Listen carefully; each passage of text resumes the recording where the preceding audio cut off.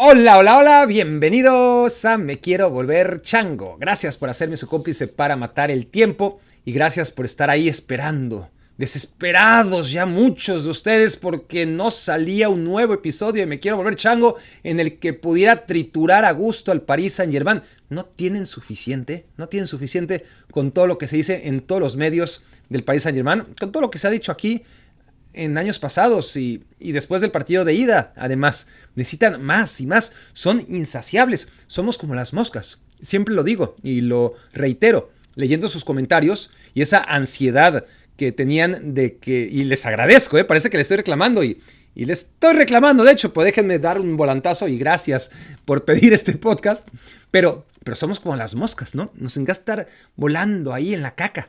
Es la única diferencia. Las moscas vuelan, por lo menos vuelan.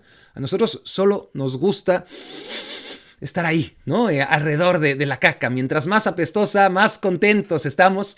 Y el Paris Saint-Germain es eso, ¿no? Es eso y nos encanta que se convierta en eso cada año y ratificar que el fútbol es diferente, que en el fútbol, a diferencia de en la vida real, podemos aspirar a que el poderoso no se salga con la suya. Yo creo que ahí está la magia, fíjense, ¿no? La magia de estos momentos que unen a todos, prácticamente a todos. Es muy difícil encontrar a alguien que sea aficionado al Paris Saint-Germain sin que sea parisino o que tenga quizás 14 años, ¿no? Probablemente hay una generación de aficionados al Paris Saint-Germain con una edad en la que pues no tengan evidentemente la conciencia de qué están haciendo. Pero, pero sí, a diferencia de, a ver, ¿qué otros proyectos similares pudieron unir a muchos, pero no de manera tan unánime? Por ejemplo, la selección brasileña, cada Copa del Mundo no es favorita, muchos quieren o queremos que pierda, hay veces que es todavía más favorita y hay todavía más ganas de que pierda, pero no es lo mismo, ¿no? No es esa sensación de que son imbatibles. Y además hay mucha gente que le gusta, que simpatiza con la selección brasileña. Entonces no hay una unidad en contra de Brasil en los mundiales. Cuando pierde un equipo grande en cualquier liga, pues sí, están los que festejan que pierde el América en México, pero hay muchos que son del América y quieren que gane, ¿no? Y así en todas partes, en Italia con la Juventus y en Inglaterra con el Manchester United y en España con el Real Madrid o con el Barcelona, etcétera, etcétera. Hay mucha gente que no se une a la gran mayoría que es anti algo. Y eso es lo que tiene el ser anti algo. Cuando eres anti algo muy grande, eres parte de la mayoría, ¿no? No importa cuánta gente le vaya a la América, que es muchísima, pero somos muchos más los antiamericanistas. No importa cuánta gente le vaya al Madrid en el mundo, que son miles de millones probablemente, pero hay miles de millones más unos cuantos que somos anti-madridistas. Y cuando se trata del Paris Saint-Germain, pues no hay tantos aficionados al Paris Saint-Germain. Y si hay mucha gente que odia al Paris Saint-Germain, y si no al club como tal, sí a lo que representa, ¿no? Y les decía, esto es lo que tiene todavía, a pesar de todo, a pesar de la corrupción que le rodea, a pesar de todos los intereses económicos que siempre giran alrededor del fútbol y en estos tiempos más que nunca, a pesar de todos los pesares, otra vez el fútbol nos demuestra que es un poco un oasis, ¿no? Donde a veces el poderoso no se sale con la suya, ¿no? ¿Qué otros proyectos similares a este de Paris Saint-Germain? No sé, estaba pensando, ¿no? El Dream Team de básquetbol en su momento o siempre. Pues hay mucha gente que quiere que pierda Estados Unidos en básquet, pero hay mucha gente que no, que quiere verlos ganar. Y aquí, aunque haya muchos admiradores de Lionel Messi o de Kylian Mbappé o de Neymar, pues la gran mayoría sienten ese gusanito de decir, bueno, que pierdan, ¿no? Que pierdan. Desde el día en que ustedes pongan, bueno, con Zlatan, con Cavani, con ese equipo que empezaba a generar ruido y ganar la liga en Francia, pues había cierta indiferencia, ¿no? No causaba seguramente tanto recelo. Cuando se gastan 400 millones de euros en dos jugadores, es decir, el Paris Saint-Germain tiene a los dos jugadores más caros de la historia y además con una diferencia abismal sobre el tercero. Y de hecho, el tercero y el cuarto en la historia fueron gracias a ese dinero, ¿no? El dinero que despilfarró el Barcelona por Coutinho y por Ousmane Dembélé, que son los jugadores 3 y 4 más caros de la historia, solamente fue posible por los 222 millones que pagó el Paris Saint-Germain por Neymar, ¿no? Entonces, la verdad es que sí, el Paris Saint-Germain ha gastado a lo bruto y ha reventado el mercado, y eso ya fue hace mucho tiempo y no se han salido con la suya, y parecía que con Messi era el jaque mate. ¿Qué más pueden pedirle a la vida, no? Traerse a Messi gratis, y gratis en todos los sentidos, porque Lionel Messi pues llega con la carta de libertad una vez que se acabó su contrato con el Barcelona, ¿verdad? Y dices, bueno, es que hay que pagarle a Messi, pero fíjense en esto, Nike le pagaba al Paris Saint-Germain 25 millones de euros antes de que llegara Messi. Y a la hora de renovar el contrato, Nike, que siempre ha vestido al Paris Saint-Germain, pues a la hora de que vieron que traían a Messi, le triplicaron el contrato. De todas formas, por la condición del mercado, se lo iban a subir, ¿no? Pero la sola llegada de Messi triplicó el contrato que tenían Nike y Paris Saint-Germain. Entonces, de 25 millones pasaron a ser 80 millones de euros anuales, ¿no? Entonces, con ese incremento, pues el Paris Saint-Germain le puede pagar perfectamente el sueldo a Lionel Messi. No es que tengan que escatimar, ¿no? O que tengan que hacer cuentas o contar chiles, ¿no? Para que se les salgan las cuentas. Pero de todas formas, es increíble cómo en esta vida, y aquí voy con lo de los poderosos siempre salen con la suya en la vida real, pues al final, claro, el Paris Saint-Germain agarra al mejor jugador de todos los tiempos, ya a una edad considerable, pero que de todas formas cobra como si tuviera 20, 22 o 25 años, y con el solo hecho de llevarlo al equipo, puede incrementar sus ingresos de una manera en la que el sueldo del jugador se paga solo, ¿no? Y con todas estas ventajas, a priori, el Paris Saint-Germain, pues, claudica, y sigue claudicando, y cada año, por si es el último, pues nosotros festejamos, lo disfrutamos, y nos congraciamos de que así sea, porque es injusto que un equipo con los recursos que puede dar un estado como Qatar tenga esa capacidad de hacer un equipo de fútbol sin que genere sus propios ingresos. Al final de cuentas, no digo yo que el modelo clásico del Madrid, del Barcelona, del Manchester United, etcétera, no sea injusto. También es muy injusto, ¿no? Los beneficios que tienen por derecho de piso, por historia, a la hora de negociar contratos de televisión, de publicidad, etcétera, pues también es una lucha injusta. Pero en este océano donde hay un pez grande que se come al resto, al menos económicamente, pues llegan estos equipos estado y pues ni hablar. El Producto Interno Bruto de un país no puede compararse con el producto comercial, con la capacidad económica de una empresa, por gigante que ésta sea, ¿no? Así sean millonarios los dueños de los grandes equipos de fútbol en todo el mundo, que no sean el Paris Saint-Germain y el Manchester City o el Newcastle United, no se puede comparar con los recursos ilimitados, ¿no? de todo un estado, además con la capacidad petrolera que tienen Arabia Saudita, Emiratos Árabes o, en el caso del Paris Saint-Germain, Qatar. Entonces, claro, económicamente son peces que se tragan al resto, y el Real Madrid, por ejemplo, acostumbrado a tragar a todos los de su estanque, pues se da cuenta que de repente aparece un pez mucho mayor en lo económico y se lo come. Pero aún así, en lo deportivo, que es lo que realmente importa, pues este pez ayuna, ¿no? Es vegetariano, no come.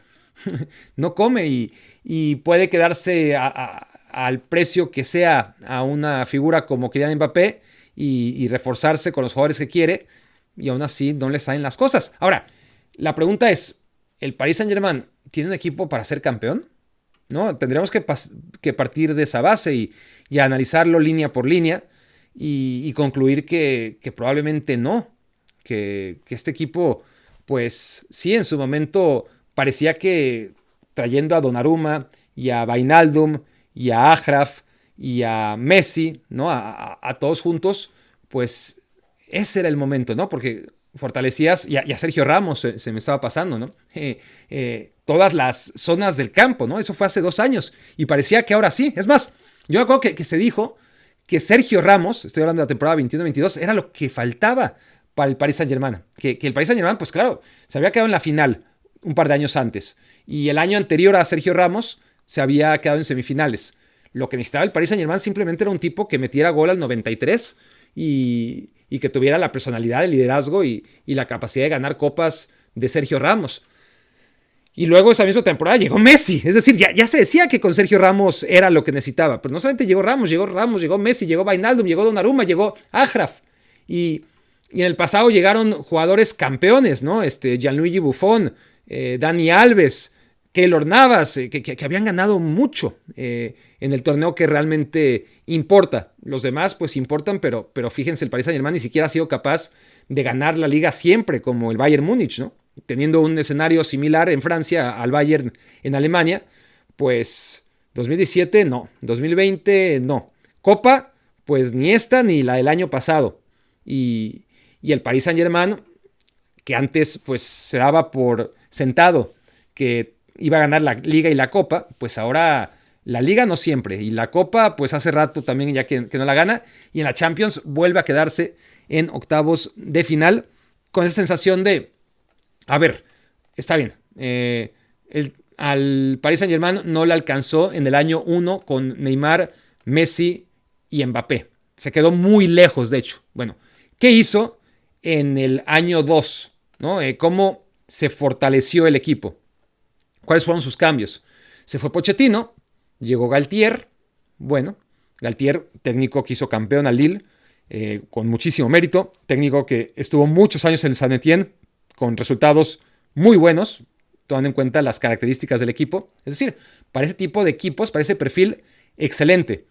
Que un perfil de técnicos así triunfen en equipos grandes, lo hemos visto muchas veces en sentido contrario, ¿no? No digo que no haya excepciones, pero Quique Setién en el Barça, después de haberlo hecho muy bien en el Betis o en Las Palmas, es otro mundo, ¿no? Unai Emery, después de Sevilla, Valencia, hacerlo en el Arsenal y en el propio Paris Saint-Germain, pues fue otro mundo para Unai. Tuvo que regresar a Villarreal, por ejemplo, que es más el perfil de equipo de esos técnicos.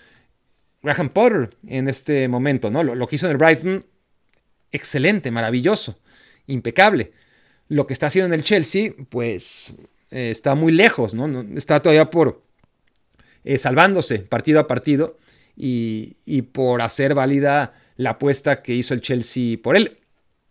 El mismo Pochettino, ¿no? Muchísimos ejemplos de entrenadores que una cosa es dirigir, que yo admiro muchísimo ese perfil de técnico, ¿no? Esos técnicos que son capaces de agarrar equipos que suelen pelear el descenso o la media tabla y los llevan a pelear arriba y a ser campeones como Galtier con el Lille, y a que se desmantelan, porque es lo que pasa con los equipos sorpresa, ¿no? Pierden a sus figuras y lo que tienes que hacer como técnico es pues venderlo, ¿no? Porque si aunque tenga contrato, si se queda, va a estar a disgusto. Y ya no te va a funcionar. Pues véndelo y ya verás a quién compras más barato o cómo te las arreglas o a quién sacas de la cantera, y así te vas rearmando. Y ese perfil de entrenador es Galtier, pero no es el perfil de entrenador que necesita el Paris Saint-Germain, ¿verdad? O Luis Campos, que es el director deportivo, ese fue otro de los cambios que hizo el Paris Saint-Germain. Trajo a Galtier, trajo a Luis Campos. Luis Campos fue el creador del Gran Mónaco, precisamente, o sea, de los dos grandes equipos que le quitaron la liga al Paris Saint-Germain. El Mónaco 2017, el de, bueno, no se juntaron todos en la misma temporada, porque Martial se fue antes, pero bueno, empezando con Martial, con Lemar, Kylian Mbappé, Bernardo Silva, Radamel Falcao, Bakayoko, Sidibé, Subasic, Fabinho y los que se me olviden, ¿no? Glick en la defensa, en fin, y se me están olvidando seguramente futbolistas como João Moutinho, en fin, un equipazo, ¿no?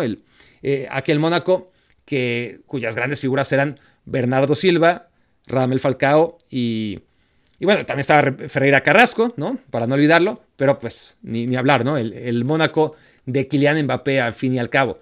Y luego, bueno, Luis Campos era el director deportivo, que además tiene un carácter terrible. Se fue al Lille. En el Lille fue el que realmente, no sé si él fue el responsable número uno, ¿no? Pero sí que varios de los jugadores que salieron campeones con el técnico Galtier, pues los trajo Luis Campos, ¿no? Luis Campos fue el director deportivo, aunque no estaba en el Mónaco, creo que no estaba en el Mónaco cuando salen campeones, ni en el Lille cuando salen campeones, sí se entiende que fue el que construyó ambos equipos y que en el Lille, pues las llegadas de futbolistas como en su momento Pepe, Osimhen, Botman, etcétera, etcétera, pues tiene mucho que ver la presencia de este hombre que fue otro de los cambios, ¿no? A ver, ¿qué hace el Paris Saint-Germain? Ya tiene a los jugadores, ahora necesitamos a un técnico como Galtier, que hizo campeón a Lille y que le fue muy bien con el Saint-Étienne, y ahora a un director deportivo como Luis Campos, que fue el gran responsable de que el Paris Saint-Germain precisamente no ganara las ligas de 2017 y 2020. Y bueno, Luis Campos lo que decide es traerse a Renato Sánchez, a Vitinha, a Fabián Ruiz, a Soler, y da por cerrada la plantilla y dices, puta, 4 estampitas repetidas, ¿no? Más allá de lo diferente que puede ser Vitinha, ¿no? Y su clase, menudito, Fabián Ruiz, pues un hombre más de área a área y más corpulento, y Soler un poquito más de banda, pero también de carril central, muy español, ¿no? Al final de cuentas, muy ibéricos todos, Vitinha, Renato y Soler y Ruiz, pues al final de cuentas 3 a 4 mediocampistas, 2 españoles, 2 portugueses, de un perfil más o menos similar, y en un equipo donde apenas van a jugar 2 de ellos, pues es algo que no tenía mucho sentido. Y la defensa se quedó frágil, y a pesar de tener 2 grandes delanteros, como son Neymar y Kylian Mbappé, y tener al mejor de todos como Messi, y tener 2 laterales muy muy buenos como Achraf y como Nuno Méndez, pues el equipo da esa sensación que le falta, ¿no? Le faltan respuestas cuando un jugador está lesionado, y sobre todo le falta ese intangible, pero que a la vez notas cuando está presente, que cuando no hay estructura, el Real Madrid es el mejor ejemplo, ¿no? Pero lo hemos visto con varios equipos. Cuando no hay estructura, cuando no hay inercia, cuando no hay dinámica, por lo menos hay un amor, sino a los colores, no sé, algo en el ambiente, ¿no? El estadio es eléctrico, el jugador está comprometido con la causa, hay algo que igual a la larga no sirve, va a caer por su propio peso, pero que para sacar un partido sobresale, ¿no? Y en el Paris Saint-Germain no, y es a lo que voy con este segundo partido, porque en la ida sí hay unos 15 minutos terminando el partido en los que el Bayern, después de pararse del Parque de los Príncipes a darle un baile al Paris Saint-Germain, sin Kylian Mbappé estaba lesionado, entra desde la banca, y el Paris Saint-Germain tiene 15 minutos que nos hacen pensar que no había que cantar victoria, ¿no? Que el Paris Saint-Germain todavía podía decir algo en su visita a Múnich con Kylian Mbappé ahora sí desde el inicio, y si lograba jugar como jugó esos últimos minutos contra el Bayern en el partido de ida, donde pudo empatar perfectamente, donde metió 2 goles, fueron anulados en fuera de juego, y estaba abierta la eliminatoria aún con la cuesta muy arriba, sabiendo que tenían que ganar por 2 goles, ¿no? Ganando por 1 gol, se iban a la largue. Bueno, llega este partido y el tema es que fue una indolencia, ¿no? Hay un rival, obviamente, que es el Bayern Múnich, que es muy bueno. Yo decía, bueno, si están implicados Lionel Messi y Kylian Mbappé, cuidado, que se cuide, porque ni el Bayern Múnich defiende bien, ni hay equipo preparado para enfrentar a estos 2 monstruos al nivel que estaban en la Copa del Mundo. Pero no se puede, no están, es decir, no, por más que sea importante la Champions League, no es lo mismo. El Mundial se juega cada 4 años, la Champions League se juega todos los años. La selección nacional, por más que Kylian Mbappé sea parisino y sienta que este es su proyecto y lo sienta probablemente más que Neymar o que Messi, sin duda, no es la selección nacional, ¿no? Y además del contexto que puede tener Kylian Mbappé con Deschamps y por supuesto Lionel Messi con Scaloni, pues no es tanto el contexto que tienen con sus propios compañeros, que también ayuda y que es mucho mejor y más favorable en sus selecciones que en club. La gran diferencia es el rival, ¿no? Cuando estás en selección nacional, pues te enfrentas a equipos que tienen esa capacidad de pelear con el corazón, ¿no? A pesar de que son inferiores en el aspecto técnico. Y que gracias a que no están los equipos que son superiores técnicamente al resto más preparados, porque ya en estos momentos de la historia, prácticamente todas las selecciones, al menos todas las que llegan a octavos de final, por regla, físicamente están tan preparados como las grandes selecciones. Inclusive están más descansados, ¿no? Porque tienen futbolistas que por ahí han jugado menos partidos en menos torneos porque no son súper figuras de sus equipos, pero la gran mayoría juega en Europa, juega en el alta competencia, ya cuando hablamos de selecciones en octavos de final. Entonces, la gran diferencia que pueda haber en selección nacional para que los equipos grandes, para que al final se sigan imponiendo, a pesar de todo, selecciones como Argentina y Francia, y llegar a la final de la Copa del Mundo, pues el factor es que los rivales no están tan bien armados, no están tan bien trabajados.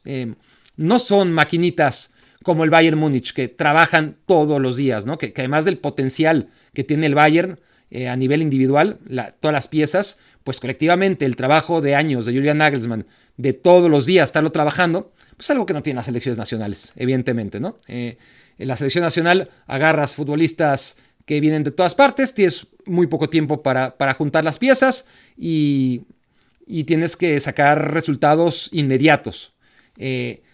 Por lo tanto, los rivales a los que puede enfrentar Kylian Mbappé con la selección francesa o Lionel Messi con la selección argentina no tienen esquemas tan bien desarrollados como puede tener un gran equipo de Champions League. Eso es obvio, ¿no? Y eso se nota. Se nota aparte del factor anímico, ¿no? Y el factor físico llegan en plenitud y es el momento, ¿no? De no sabes cuándo va a ser tu próxima Copa del Mundo. En el caso de Kylian Mbappé, pues sabe que seguramente va a jugar todavía varias más, pero no sabe si vas a llegar bien físicamente. Él ha visto cómo Francia ahora mismo está en un gran momento, ¿no? Parece que siempre va a jugar las finales de los mundiales, pero eso, pues mira cómo está Alemania, ¿no? Alemania, que se lo diga Müller. Thomas Müller en 2010 y en 2014 fue un futbolista que parecía que iba a meter 30 goles en la historia de los mundiales, por lo que hizo en esos dos mundiales siendo muy joven, y luego 2018 y 2022 no ha podido más que tristear en las Copas del Mundo. Entonces, ese momento excepcional que te da la Copa del Mundo, porque sabes que no sabes, ¿no? O sea, sabes que es ese momento, y luego quién sabe cuántas cosas pueden pasar de aquí al próximo mundial.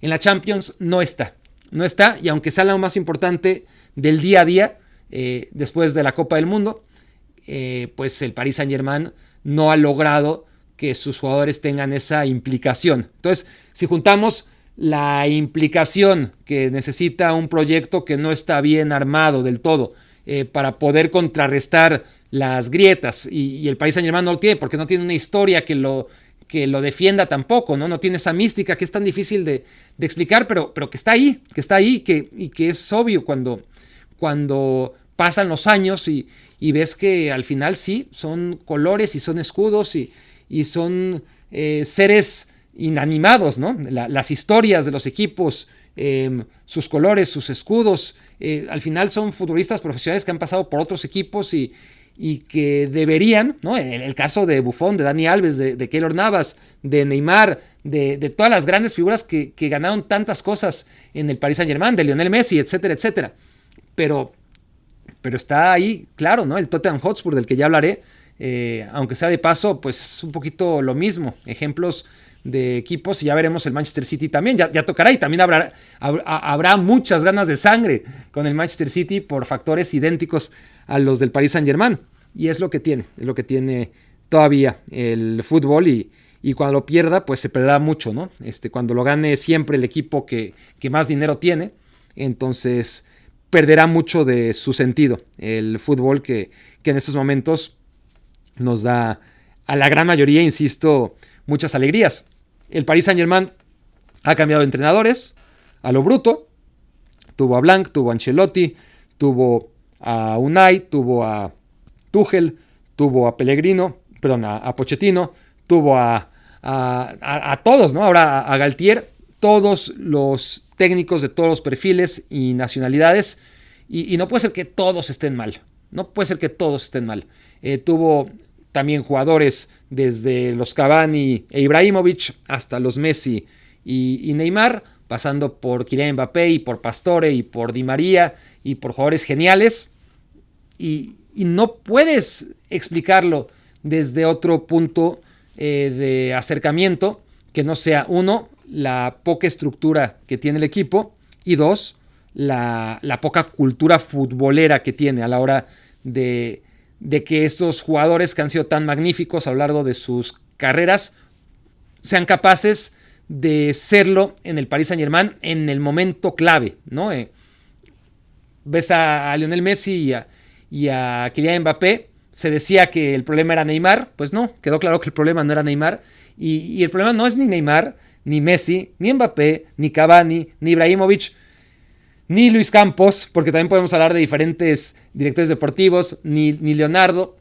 Al final es la construcción y la mala visión que se tiene a la hora de hacer un equipo de fútbol que no tiene historia y que ya cuando no tiene historia ganadora europea ya va perdiendo, ya los jugadores no tienen esa implicación en los momentos clave, que es tan difícil de definir, pero que se percibe, ¿no? Que todo el mundo, no podemos discutirlo porque se percibe.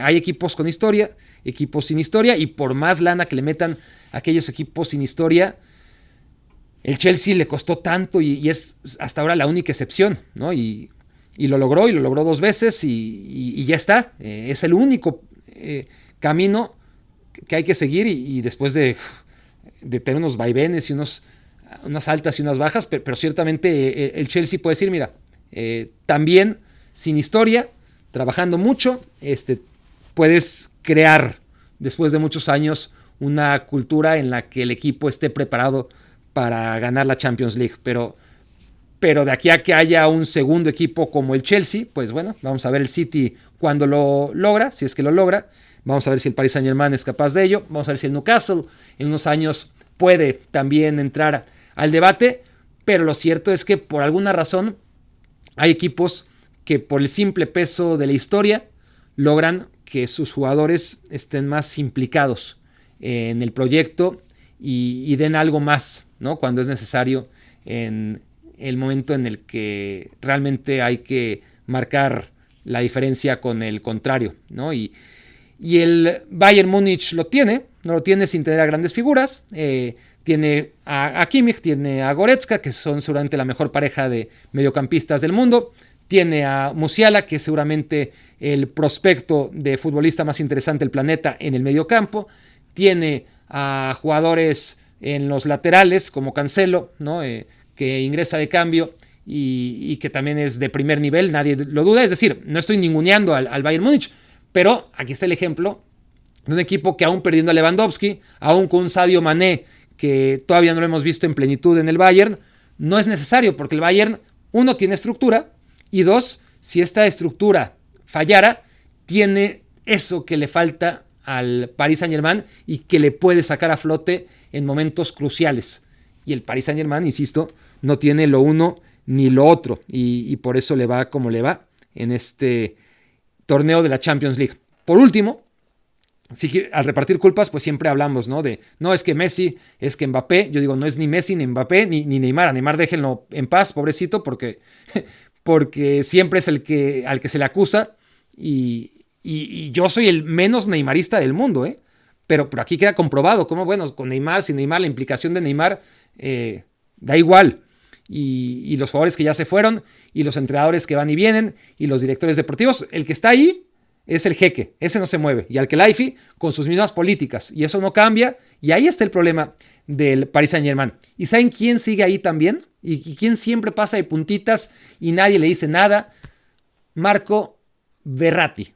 Ese, ¿no? Es Marco Erratti. Siempre comete errores en los momentos importantes, sea una pérdida de balón grosera como la del 1-0 del Bayern Múnich, sea una pérdida un poco más justificable como la que pierde en campo contrario, o más bien se la quitan, ahí no la pierde, sino se la quitan, y que provoca el 2-0, sea que lo expulsan en un partido importante, que suele ocurrirle, pero es que ya la colección de partidos en los que queda señalado Verratti, tanto con la selección italiana que no ha dado una el pobre, como el Paris Saint-Germain, pues sí, es un jugador genial, es un jugador técnicamente buenísimo, sale de cualquier presión con el balón controlado, a menos de que se equivoque, y se equivoca en momentos cruciales y pierde la cabeza de manera bastante asidua y deja a su equipo con 10, y cuando no, pues ya lo deja con un hándicap en el marcador porque cometió una tontería.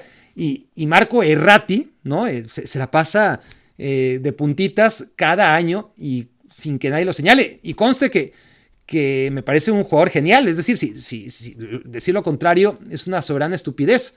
Pero también como hay jugadores que parecen inmunes, ¿no? Porque está ahí, siempre ha estado ahí. Verratti, ¿no? Es el que más tiempo lleva ahí. Nunca pasa nada con él en los grandes partidos. Al contrario, siempre deja que desear, pero nunca nadie lo señala, ¿no? Señalan a las figuras de ataque, a las figuras de la defensa, a los que ya se fueron, a los que están por venir, a los directivos, a los entrenadores, a las figuras. Verratti no se dice nada. Y a final de cuentas, pues, a pesar de que el Bayern Múnich en 180 minutos fue mucho más, ni duda cabe, que el Paris Saint-Germain, hay un momento clave. Y ese momento clave, bueno, hay dos momentos clave que pudieron cambiar, ¿eh? Y todo lo que estamos diciendo, bla, bla, bla, ahora quizás estaríamos diciendo otra cosa. Complicado, honestamente complicado, porque el Paris Saint-Germain podía perder por la sensación que deja de poca implicación con el partido y con la dinámica que le estaba arrastrando a quedarse fuera otra vez de la Champions League. Pues me hace cuestionar si en realidad esos momentos que fueron clave, si no hubieran sucedido, de todas formas, no había forma de que el Paris Saint-Germain venciera, ¿no? Pero nunca sabes si estamos hablando hipotéticamente y puede haber cambiado. Uno de esos dos momentos es el gran error de Verratti, obviamente, la pérdida de balón, que es la que provoca el 1-0 y el 2-0 en el global, que es el que realmente ya pone al Paris Saint-Germain con la dinámica en la que difícilmente le iban a dar vuelta a su destino, todavía perdiendo 1-0, ahí estaba, ¿no? Tanto que el segundo gran momento al que me refiero, aunque pasó antes, es cuando se puede ir arriba, cuando debió haber sido arriba, cuando Sommer comete un error, pierde la pelota y dispara a Vitinha, me parece, y hace una tremenda salvada sobre la línea de Ligt para evitar el 1-0. Y al final, incluso cuando un proyecto tan bueno como el Bayern y uno tan malo como el Paris Saint-Germain se enfrentan, cuando estamos hablando de superélite, son momentos, ¿no? Son esos momentos. El error de Verratti que causa el gol, el error de Sommer que no causa el gol, y ahí quedó la eliminatoria. Podemos hablar y debatir y a final de cuentas, a pesar de todo, de todas las cosas que pasaron en 180 minutos, creo que se puede resumir en esos dos momentos. Sommer falla y el Paris Saint-Germain no anota gol porque De Ligt está en la línea para salvarlo. Una implicación, hablando, ¿no? del verbo implicar, ¿no? Salvando sobre la línea la espalda del compañero. Y cuando Verratti falla, el Paris Saint-Germain no tiene a alguien cubriendo la espalda como red de seguridad ante la falla de Verratti, y Choupo-Moting anota el gol del Bayern Múnich, otro ex del Paris Saint-Germain, como Kingsley Coman, que anotó en el partido de ida, también tiene pasado, en este caso, en la cantera del Paris Saint-Germain. Así que bueno, contentos, ya dije lo que podía aportar, creo que no es demasiado nuevo, se ha dicho tanto, ¿no? Solamente durante todas estas horas sobre el Paris Saint-Germain. Yo llego tarde, no me interesa sacar un video antes de tiempo, solamente por la premura de que hay que hablar del Paris Saint-Germain. Hay suficiente gente solamente hablando en estas últimas 24 horas de la eliminación del Paris Saint-Germain, y espero haber dicho algunas cosas más o menos nuevas o medianamente interesantes, y espero no haberles defraudado después de tanta espera, ¿no? A ver qué tenía que decir sobre la eliminación del Paris Saint-Germain, qué querían que les dijera, ¿no? Que no hayamos dicho el año pasado o el antepasado. Es la misma historia y solamente hay que esperar a que se repita, porque sí es verdad que como les decía antes, ¿no? La derrota de uno de estos equipos nos une a la gran mayoría, y nos da gusto que puedan pasar estas cosas en el fútbol, donde el poderoso no se salga con la suya, como sí ocurre, desgraciadamente, en otros ámbitos más importantes de la vida.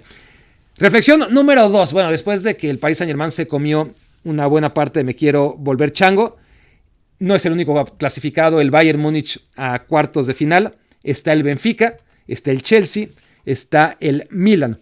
Y yo lo que quiero festejar es la pluralidad que estamos viendo en el fútbol de hoy. Lo vimos en la Copa del Mundo. Vimos que, y esto lo comenté muchas veces en el podcast, ¿no? Cómo están bastante bien repartidas las glorias en las diferentes confederaciones. Asia hace un muy buen mundial. África recupera por fin la sensación de que sus equipos pueden competir, más allá que uno de ellos hace historia y se mete hasta semifinales. CONCACAF, que fue la más pobre de todas, pues bueno, tuvo a Estados Unidos llegando más lejos que de costumbre. En fin, todas. CONMEBOL pues volvió a salir campeón del mundo después de 20 años.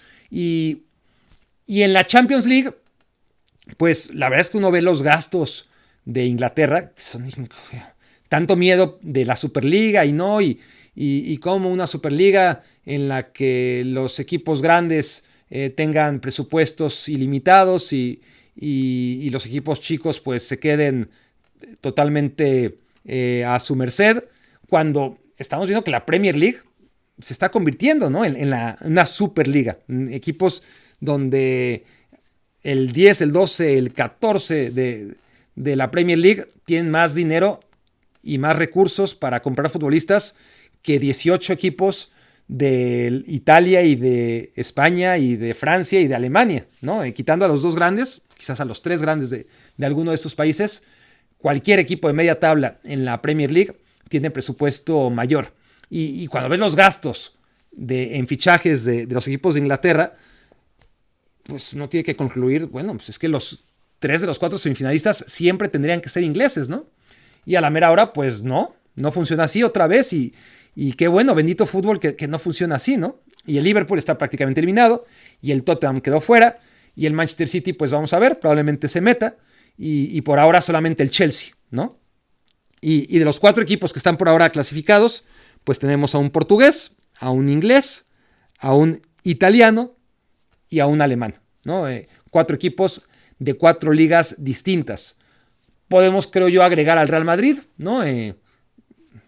No me parece descabellado sugerir que va a estar en cuartos de final también. Entonces tenemos 4 ya ratificados, uno que tiene que hacerlo si no cae goleado escandalosamente ante Liverpool. Si no pierde 7-0 contra el Liverpool, o 6 o 5-0, el 4-0 también bastaría. Pero va a haber un español también. El único español que sobrevive en la Champions League se va a meter a cuartos de final. Y vamos a tener cuartos de final de una pluralidad bastante deseable, ¿no? Que para eso es la Copa de Europa, para ver representantes de distintas ligas. Me parece a mí que es muy sano y me da mucho gusto.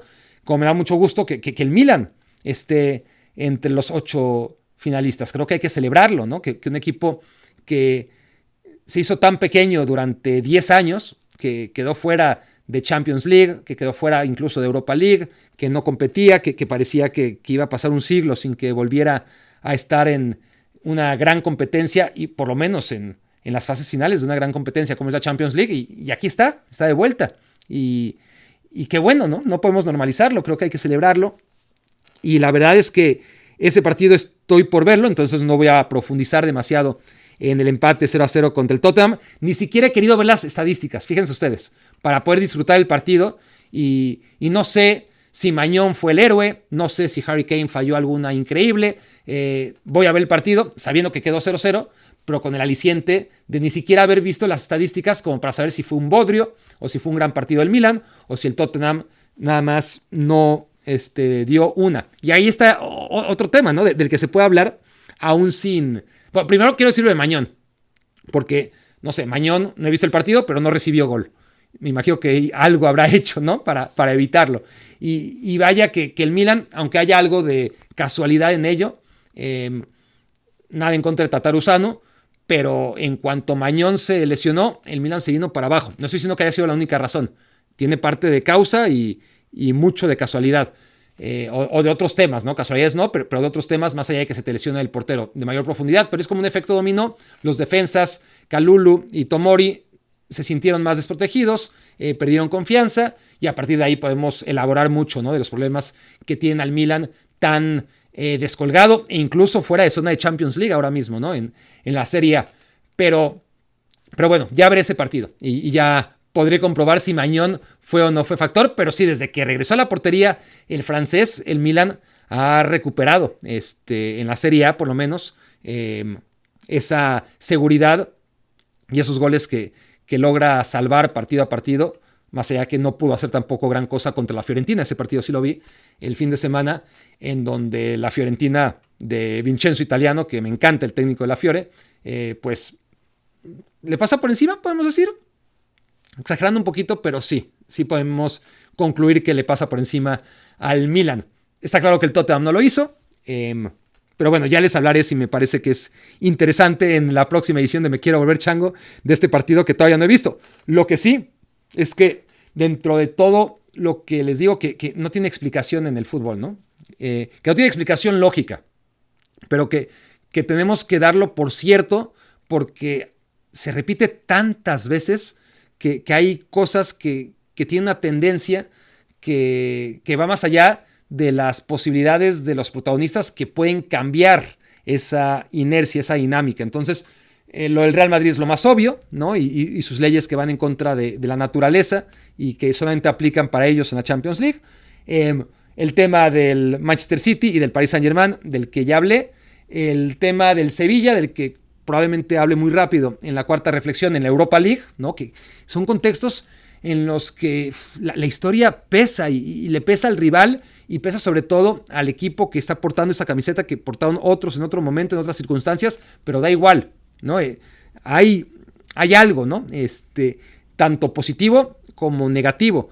Lo positivo que te arrastra a seguir con esa tendencia histórica, aunque hayan sido otros los que lograron las gestas, y lo negativo para que te persiga una nube de la cual no puedas escaparte. Y aquí es a donde me refiero a Antonio Conte. Lo de Antonio Conte con la Champions League es increíble, ¿no? Es increíble. O sea, no puede ser casualidad y a la vez no hay forma de explicarlo de manera académica. ¿Es un gran entrenador? Sí, es un gran entrenador. Es un entrenador que está mucho mejor diseñado para los torneos largos, para las ligas, en lugar de los duelos a morir o ganar. Está claro, ¿no?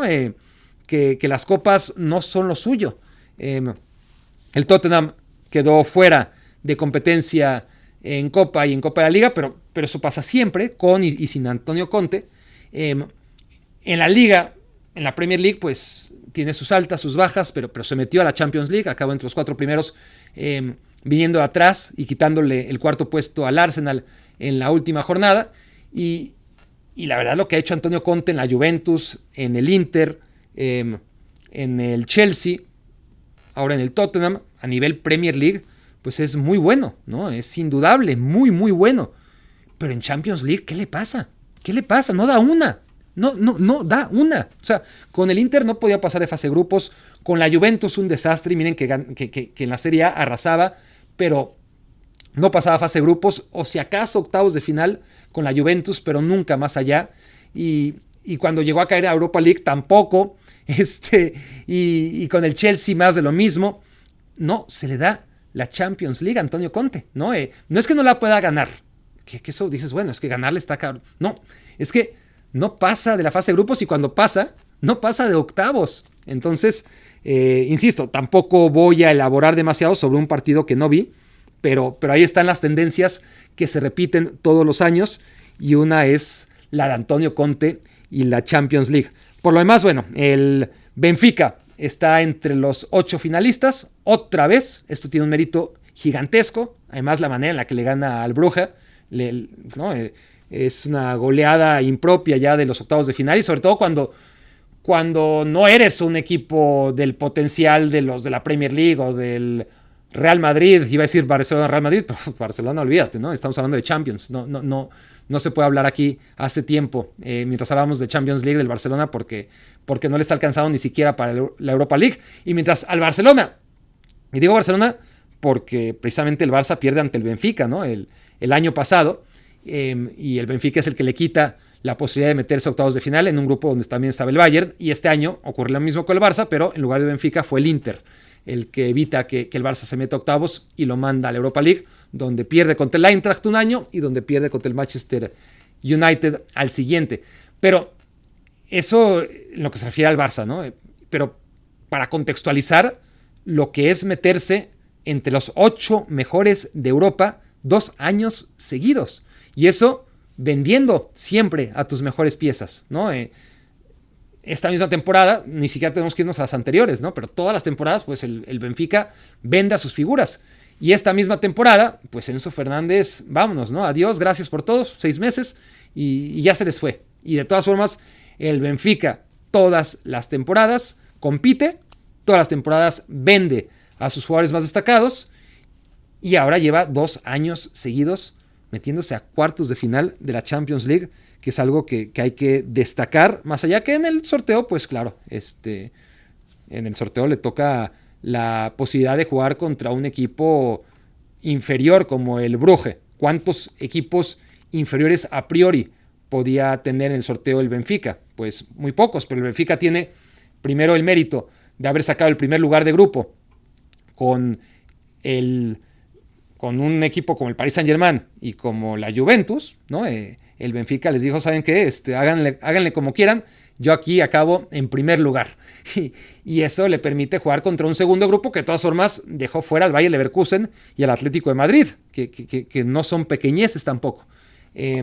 Muy bueno lo del Benfica, también había que destacarlo. Y finalmente el Chelsea que hace un buen partido, hace buenos partidos contra el Borussia Dortmund. Aquí sí me detengo un poco, ya me tengo que ir a la tercera reflexión, pero el Chelsea contra el Borussia Dortmund, si recuerdan la ida, es verdad que pierde el partido.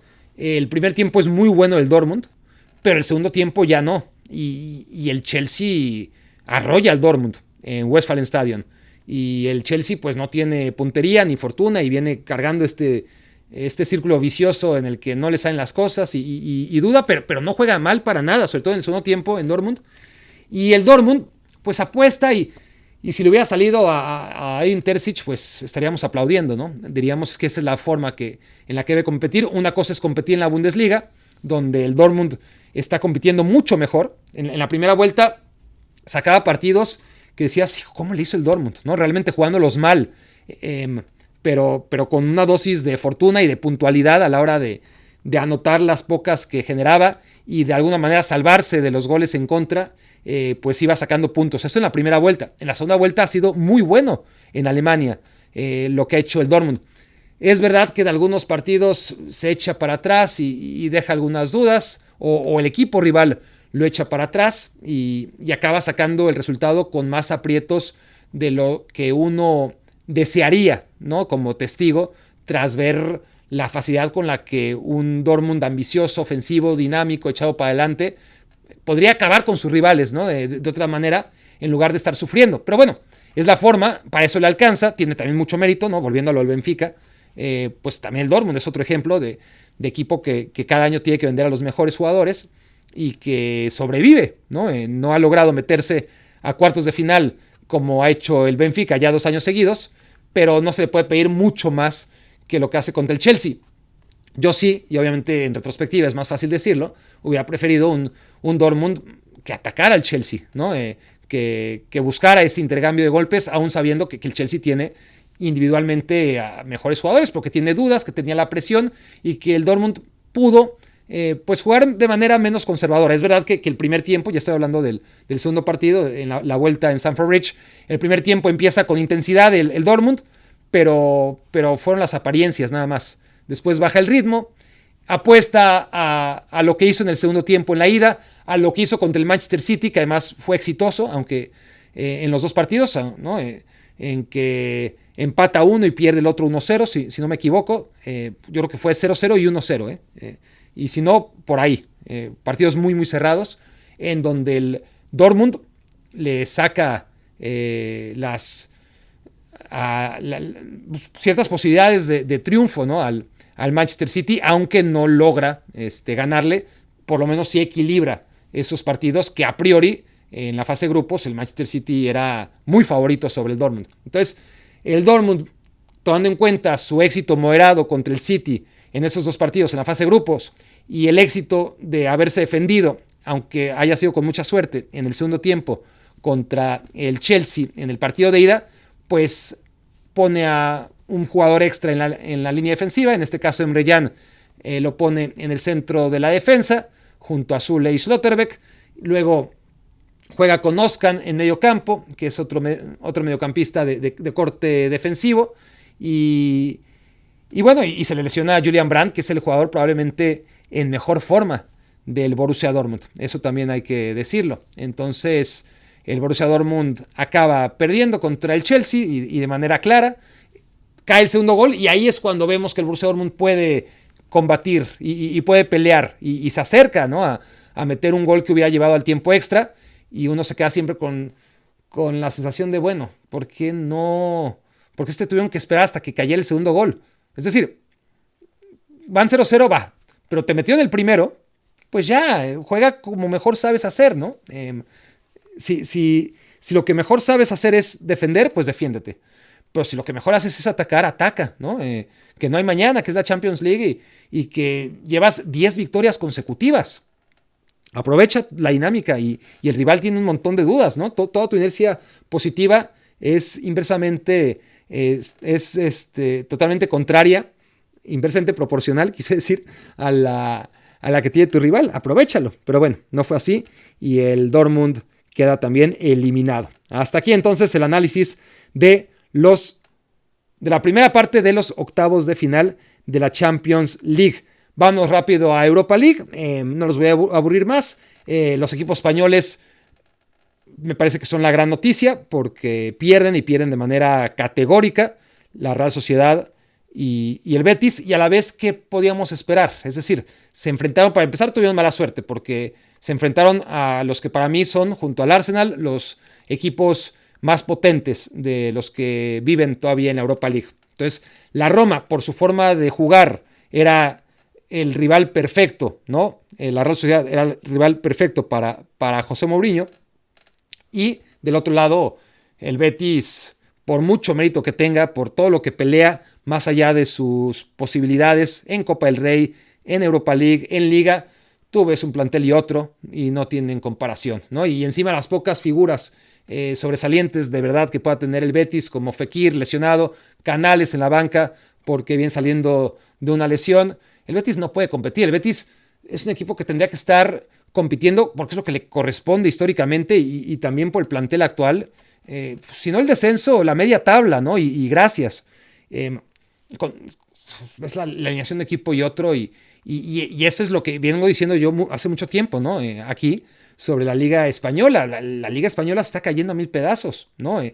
La verdad es que el Madrid en la Champions League es otra cosa, el Sevilla en la Europa League es otra cosa, muy similar a lo que es el Madrid en la Champions, y con esa jerarquía, año tras año tras año, logran, aunque hay que darle crédito al Villarreal. El Villarreal se mete a semifinales de la Champions League el año pasado y ganó la Europa League el antepasado, no se nos debería olvidar tan pronto, y es un equipo español, pero es una excepción. Los demás, el Barça, un desastre, 2 años eliminado a las primeras de cambio, ya no de Champions, sino también de Europa League. No es decir, bueno, es que se cayó la Champions y en Europa League llegó hasta la final, ¿no? Y la ganó, como en su momento el Atlético de Madrid.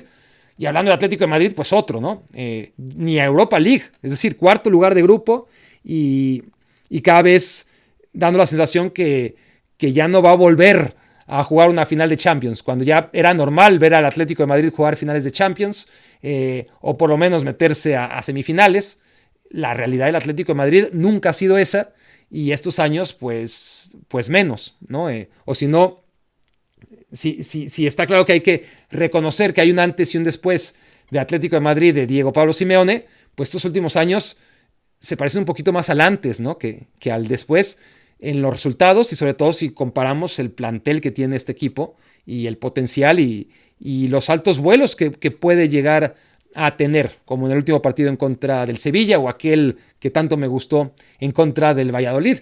Pero la realidad es que a nivel europeo el Atlético de Madrid no pesa, el Barcelona no pesa, el Real Madrid sí, el Sevilla sí, cada uno en su competencia, y con ello me parece que disimulan bastante el verdadero problema de la Liga Española, que es que detrás del 1 y el 2, y podemos incluir al 3, al Atlético de Madrid, es que de repente el Villarreal, de repente el Sevilla, ahora son Real Sociedad y Betis, pero pues porque tiene que quedar alguno en esas posiciones. El resto es tan malo, tiene un nivel tan malo comparado, por ejemplo, con lo que vemos en Italia y sobre todo en Inglaterra, porque en Italia, pues aunque el nivel sea similar al de España, y hasta podemos concluir que jugador por jugador, España, sobre todo por el Barça y el Madrid, tiene más jugadores de primer nivel que Italia, pues al final Italia, más allá del Napoli, que es otra cosa este año y se analiza aparte, pues el nivel de competencia que han tenido durante ya varios años el Milan, el Inter, el Napoli, ahí ya son 3, la Juventus de capa caída, pero no deja de ser el equipo candidato a ganar siempre la Serie A, sea como sea.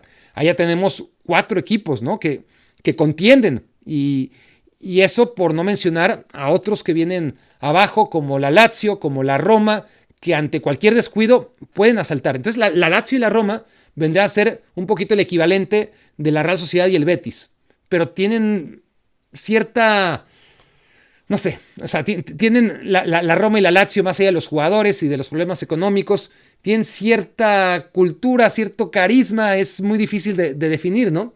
Que en momentos cumbre, la Lazio menos, por la Roma, ¿no? La Roma, a pesar de haber ganado muy poco, sí tiene esa sensación de somos equipo grande, aunque no tengamos cómo demostrarlo, aunque nunca hayamos ganado cosas importantes, aunque hayamos celebrado la Conference League como la celebramos, la Roma tiene cierta cultura, ¿no? De si no ha ganado, de querer ganar y de sentirse un equipo histórico. Y la Real Sociedad y el Betis no, son sorpresitas que tienen mucho,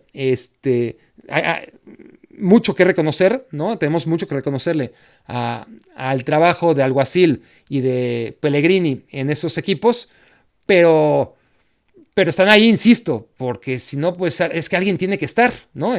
Y en la Liga Española, pues ¿quién va a ser entonces? El Osasuna, que me gusta mucho el Osasuna, de José Barrasate, pero por decir un nombre, ¿quién va a ser? ¿El Rayo Vallecano?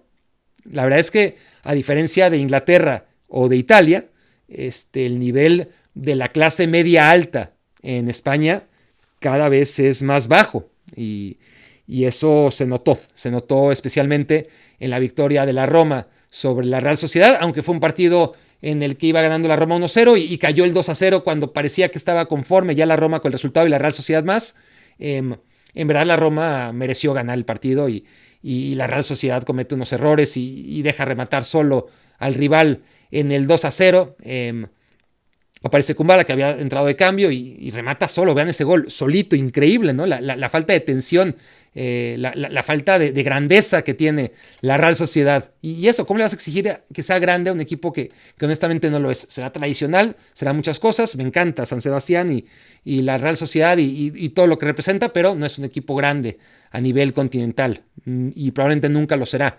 Y del Betis lo mismo, ¿no? Entonces, el Betis pues le pasan por encima de principio a fin. Su gol es accidental, es un golazo, pero va en contra del guión del partido y acaba siendo goleado 4-1. Finalmente, vámonos con la Conca Champions. Me encantaron los resultados de la Conca Champions. Estoy viendo los resultados de hoy en vivo. Vamos a ver cómo quedaron. Perdió el Alajuelense 0-3 contra el LAFC.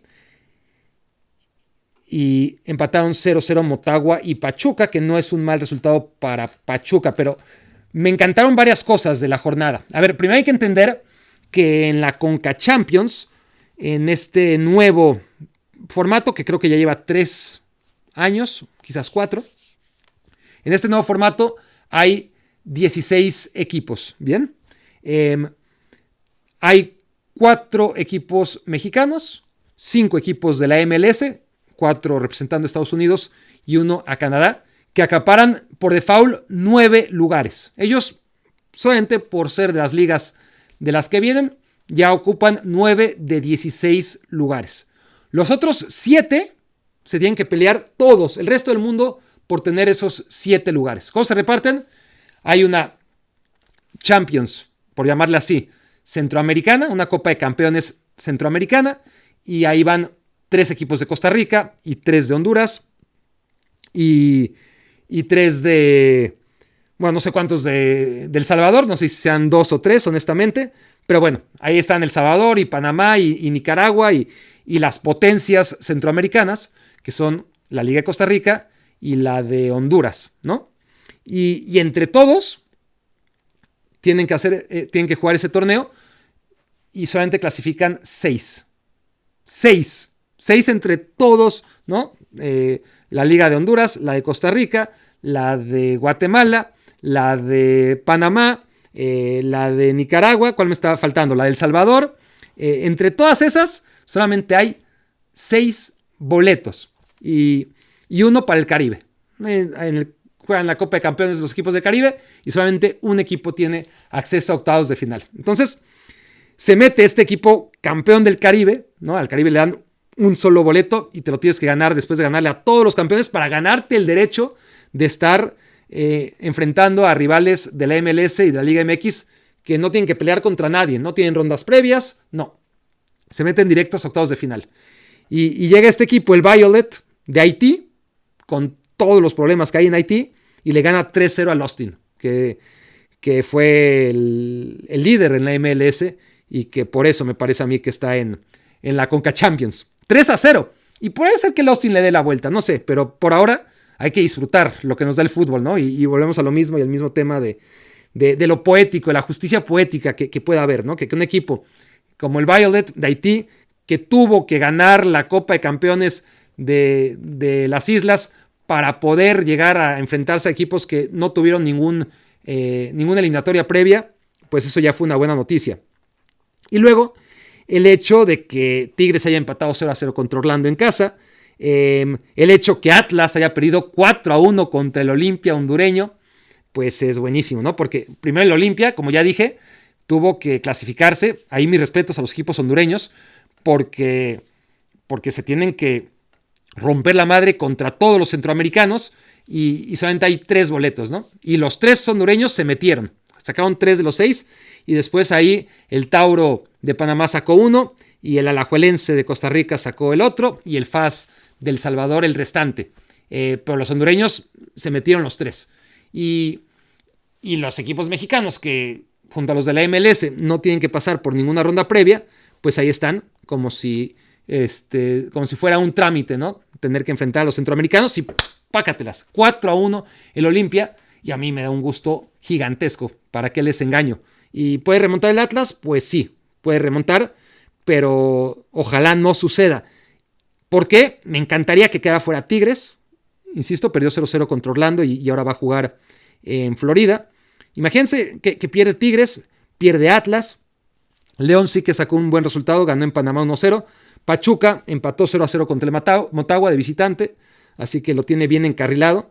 Pero bueno, acostumbrados a que los 4 semifinalistas de la Conca Champions, o por lo menos 3, sean de México, pues sería muy bueno, ¿no? Que esta vez solo sean 2 y que esto vaya añadiendo a todas las evidencias que vamos ya coleccionando de cómo el fútbol mexicano ya no está estancado, es que ya está caminando para atrás y cómo todas estas medidas que están tomando son una ridiculez porque ni son suficientes, ni son medidas, ni están haciendo nada por el bien del fútbol mexicano, al contrario.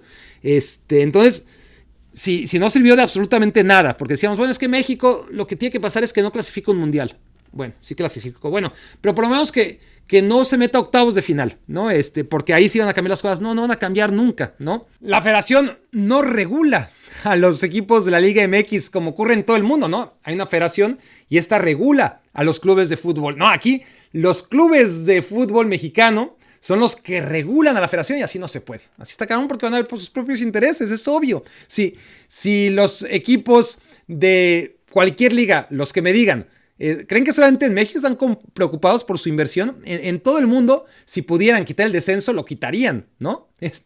Pero no pueden porque no se mandan solos. En México sí se mandan solos. Entonces, ¿saben qué? Que se jodan. Porque si no hay alguien que les regule y nadie que les haga entender con todas las evidencias que necesitan cambiar y que nos va a ir mejor a todos, a ellos en su negocio, pero sobre todo al fútbol mexicano, que es lo que nos preocupa a nosotros, no el negocio de estos 10 que tienen totalmente secuestrado en este decapolio, ¿no? Hay monopolios, hay duopolios, y este es un decapolio en la medida en la que no dejan que entre gente nueva y con alguna idea que pueda repercutir en una mejora del fútbol mexicano, ¿no? Lo quieren todo para ellos solos.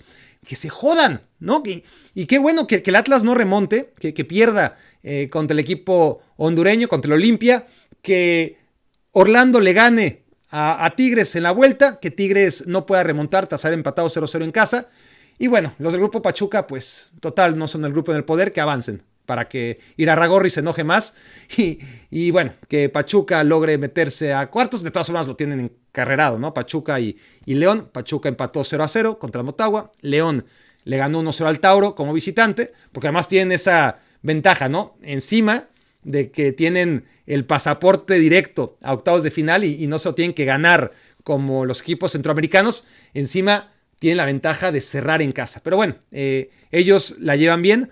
El Atlas tiene que dar la vuelta y ojalá no lo haga. Y Tigres, ojalá no lo haga, porque esto no va a cambiar nada por sí solo. Pero es una evidencia más. Y si el año siguiente otra vez pasa, se van a ir acumulando. Y ahí sí, cuando los equipos mexicanos sean incapaces ni siquiera de hacer lo que siempre hacen, que es meter a 4 equipos en semifinales o por lo menos en cuartos de finales de una Conca Champions que está hecha a su medida, pues ahí tal vez digan, puta, le estamos cagando.